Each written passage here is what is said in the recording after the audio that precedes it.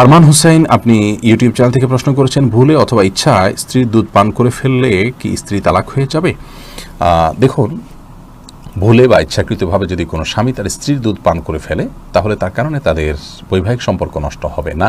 এটি বিশুদ্ধতর মত এবং এটি জমহুর উলামা ইকরামের মত। কেউ কেউ এর ব্যতিক্রম বলেছেন, কিন্তু সেটি আসলে গ্রহণযোগ্য নয়।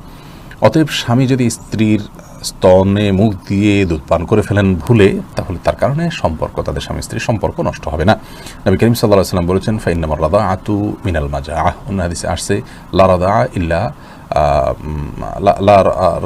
লা রাদাআ ইল্লা ফি সানাতাইন আও কামা ক্বালা আলাইহিস সালাতু ওয়াস সালাম। 2 বছরের বাইরে গেলে যদি দুধ পান করানো হয়, সে দুধ পান করানোর ভিত্তিতে হারাম হওয়ার সম্পর্ক সাব্যস্ত হবে না। এবং এ বিষয়ে দুরুল মুখতারের মধ্যেও স্পষ্ট ফতোয়া রয়েছে। এবং প্রয়োজন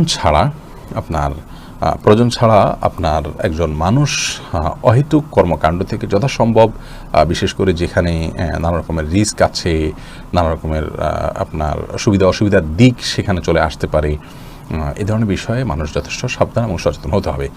স্ত্রীর দুধ যদি অনিচ্ছাকৃতভাবে কারোর মুখে চলে যায় এবং সে পান করে ফেলে, তাহলে সেটা মানে ইচ্ছাকৃত যদি কেউ করে, তা সে নাজায়েজ হবে, গুনাহের কথা হবে। যদিও কোনো জায়েজ বলেছেন, কিন্তু নাজায়েজ এবং গুনাহ হবে, এই মতটি অধিকতর